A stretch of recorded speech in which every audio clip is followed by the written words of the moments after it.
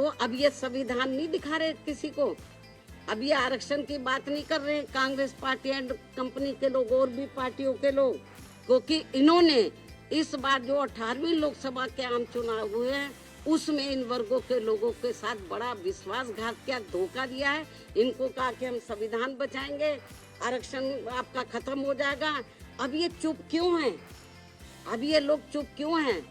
तो यूपी के 2 लड़कों को दम भर सुना गई मायावती, कुछ भी बाकी न रखा, सीधे सीधे 2 टूक पूछ लिया सवाल चुप्पी पर।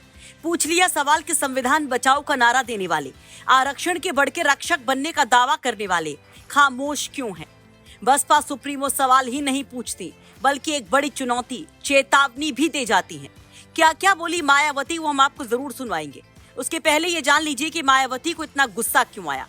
दरअसल मायावती ने मोदी कैबिनेट के बड़े फैसले पर एक प्रेस कॉन्फ्रेंस बुलाई थी, जिसमें सुप्रीम कोर्ट के SC/ST आरक्षण में कोटा विद इन कोटा और क्रीमी लेयर को लागू नहीं करवाने की बात कही गई थी, जिस पर मायावती भड़की तो किसी को ना छोड़ा, बल्कि सबसे ज्यादा शब्दबाण छोड़ा तो इंडिया अलायंस पर, कांग्रेस एंड कंपनी की आड़ में सपा पर, जिसने सबसे ज्यादा नुकसान बसपा को इन लोकसभा चुनाव में पहुंचाया। पीडीए, संविधान बचाओ, आरक्षण बचाओ के नारे से ऐसे गणित को गड़बड़ाया कि बसपा का खाता तक नहीं खुला। लेकिन अब आरक्षण में कोटा विद इन कोटा पर ये नेता मुखर नहीं है, तो मायावती ने उठा दिया है बड़ा सवाल।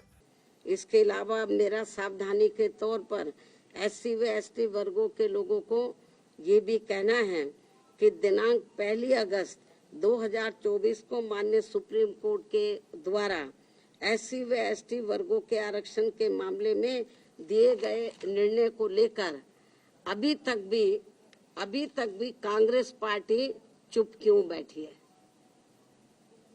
अभी तक भी कांग्रेस पार्टी चुप क्यों बैठी है? इन वर्गों को ये भी सोचने की बात है। इस पार्टी के बारे में इन वर्गों को ये भी सोचने की बात है। इसके साथ ही जहां जहां इस पार्टी की यानी कि कांग्रेस पार्टी की अपनी राज्य सरकारें हैं, तो वहां ये पार्टी अभी तक भी अपनी स्थिति क्यों नहीं स्पष्ट कर पा रही है? अर्थात वहां भी ये पार्टी चुप क्यों बैठी है?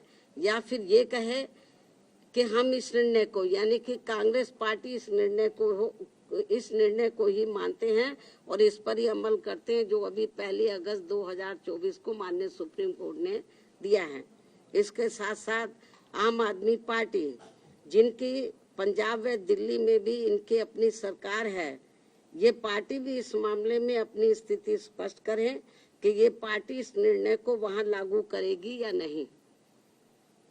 इस प्रकार इन पार्टियों की भी इस दोगली नीति से SC व ST वर्गों के लोग जरूर सावधान रहें, जिन्होंने इस बार देश में 18वीं लोकसभा के हुए आम चुनाव में खासकर आरक्षण व संविधान को बचाने के नाम पर इन वर्गों का वोट हासिल करके अपनी अधिकांश सीटें जीत ली हैं, अपनी अधिकांश सीटें जरूर जीत ली हैं और अपनी एकमात्र हितैषी पार्टी BSP को नुकसान पहुंचा दिया है।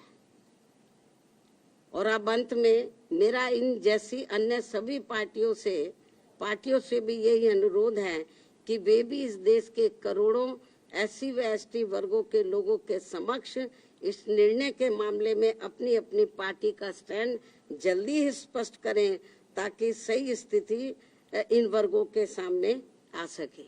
बाकी जो पार्टियां चुप बैठी हुई हैं, अपनी स्थिति स्पष्ट करें। चुनाव में तो ये बड़ी बड़ी बातें कर रहे थे संविधान बचाने की, आरक्षण बचाने की। अब ये जो 1 अगस्त को जो अभी रिसेंटली अभी जो निर्णय आया है, उस निर्णय पर तो अब ये संविधान नहीं दिखा रहे किसी को। अब ये आरक्षण की बात नहीं कर रहे कांग्रेस पार्टी एंड कंपनी के लोग और भी पार्टियों के लोग, तो अभी नहीं ये संविधान की बात करे, ना इनके आरक्षण की बात कर रहे। कभी भी हाउस बुला सकते, अपनी तैयारी करें। और ये जो 1 अगस्त 2024 को जो माननीय सुप्रीम कोर्ट का निर्णय आया है, तो इस निर्णय को निष्प्रभावी बनाएं, हाउस बुलाएं मतलब, और मालूम भी पड़ जाएगा कि हाउस में सभी दलों का क्या स्टैंड है। और मुझे क्या लगता है कि ये इनको जल्दी करना चाहिए, ये ठीक नहीं है। वरना जिन राज्यों में जल्दी ही विधानसभा के आम चुनाव होने वाले हैं, तो इन वर्गों के लोग न बीजेपी को माफ करेंगे, न कांग्रेस को, न अन्य पार्टियों को माफ करेंगे, क्योंकि इन्होंने इस बार जो 18वीं लोकसभा के आम चुनाव हुए हैं उसमें इन वर्गों के लोगों के साथ बड़ा विश्वासघात किया, धोखा दिया है। इनको कहा कि हम संविधान बचाएंगे, आरक्षण आपका खत्म हो जाएगा। अब ये चुप क्यों हैं? अब ये लोग चुप क्यों हैं? तो लेकिन इससे साफ जाहिर है ना ये संविधान को बचाने वाले हैं ना आरक्षण को बचाने वाले हैं।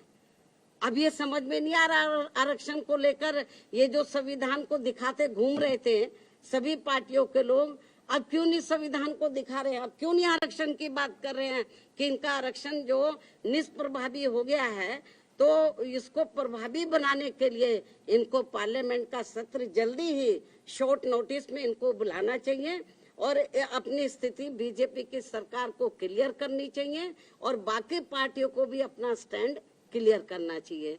वैसे आप इस पर क्या कहेंगे? कमेंट बॉक्स में अपनी राय जरूर रखिए। आपको बता दें कि सुप्रीम कोर्ट ने हाल ही में 1 अगस्त को फैसला सुनाया कि राज्यों को अनुसूचित जातियों और अनुसूचित जनजातियों के भीतर क्रीमी लेयर की पहचान करनी चाहिए और उन्हें कोटा लाभों से बाहर रखना चाहिए।